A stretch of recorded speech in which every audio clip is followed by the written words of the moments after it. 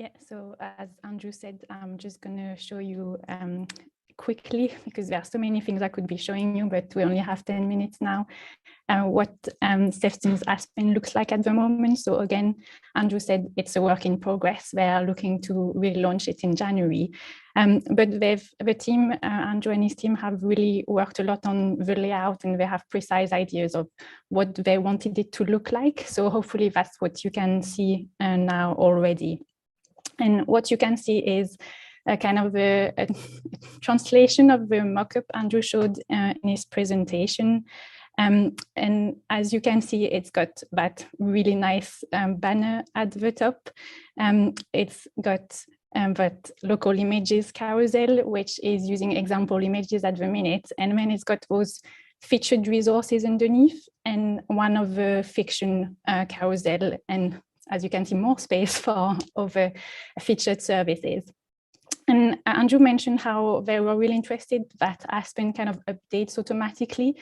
And that's like that new fiction carousel is really an example of that, because it's not based on a list, so you don't have to go and pick the titles every time you get new titles coming in. It's based on a search, and the search criteria means you can select all the new fiction that has been added in the last month or in the last quarter, whichever actually suits your acquisition process.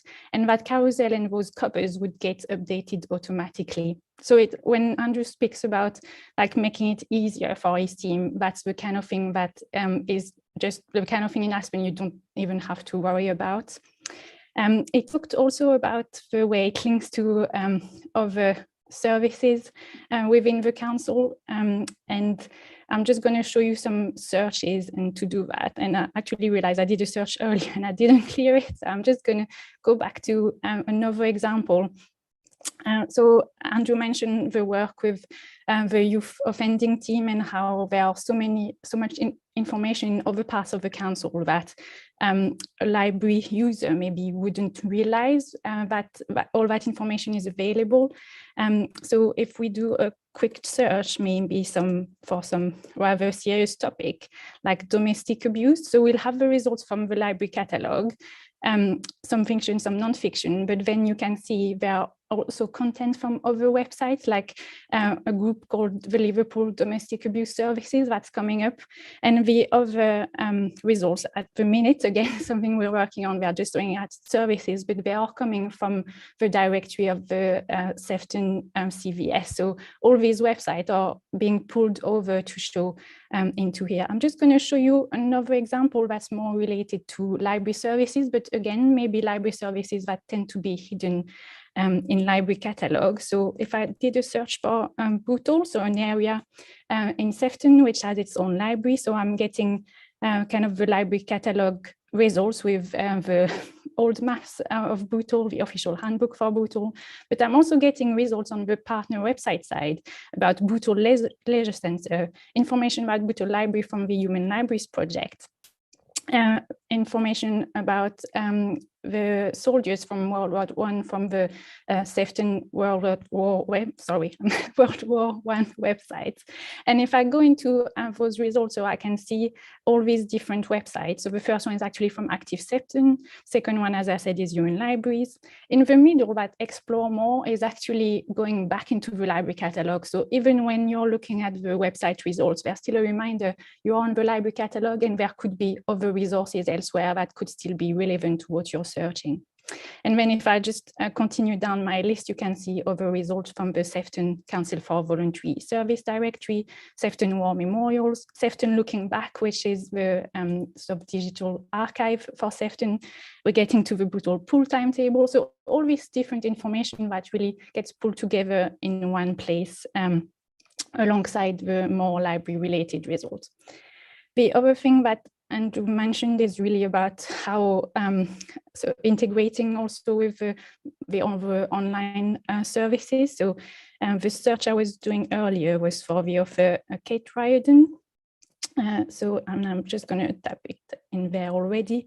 I'm just going to change my search to make sure I'm searching in the library catalog. And if I do that, actually, I do get a suggestion. And so if I type correctly, I would get an even better suggestion. There it is. And then I'm seeing all the results in the library catalog only this time. That's what I selected. And what I see is the first one is the heat wave, and it's showing me both the physical copy, the adult paperback, but also the ebook. And I've got a direct link to go straight to BorrowBox to then borrow this ebook directly. So that's the grouped work results that Mark Noble mentioned earlier this morning in his talk. And you can see that in the next record as well, where you've got both the large print and the audiobook grouped under the same title, because at least it shows your library users that there are different formats and they're all easily can easily be found in the same place. I'm just gonna, before I quickly show you the admin side, there's just a couple of other things I wanted to show you that the team at Sefton have done to really make this site their own and showcase their services. And it's those menus at the top, and they've put a lot of work into actually adding links that are relevant for their library members and for their citizens in Sefton about the library services, about different local history services. So again, highlighting those a bit more, and about the other online services. So here they've highlighted Ancestry and the digital archive again. So you might have noticed actually that Ancestry resource is the one we were seeing on the home page. So I'll just show you that again. So that was the one here. So if I wanted to change that and highlight a different one, I could just log in. So just give me a second to actually log in. So here I'm logged in as an admin.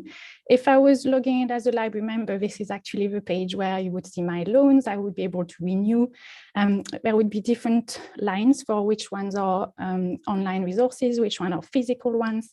But instead, I'm just going to jump straight into the administration module. And that's what it looks like. And Andrew mentioned how it looks more like the system administration side in Koha. So it's got those different sections, and I can jump straight into the one I'm interested in. And the one I'm interested in is that web builder one. Again, Andrew mentioned how much easier it was to create web pages on Aspen to kind of add a bit more to your online catalog. And I can create basic pages, or I can create custom pages. So actually, the home page for Sefton's Aspen is a custom page, and the difference is simply that you have different types of cell. So I'm just going to show you what that looks like. So I've got at the top, I've got my local images carousel, and then underneath I've got my other blocks. So if I wanted to change that Ancestry one, I could just simply go into that that edit button. Then it's still a web resource I want to highlight, and instead of Ancestry, I'm just going to select another one from that drop down menu, save the changes, and when I go back to my home page, it's already there. So that's kind of how easy it is to then update your home page and highlight the resources you want. I'm realizing it's already time for me to stop talking, so I will do that now, and I will stop sharing my screen because in a minute, Jonathan is going to give you an overview about the different types of interlibrary loans and the trends in that area.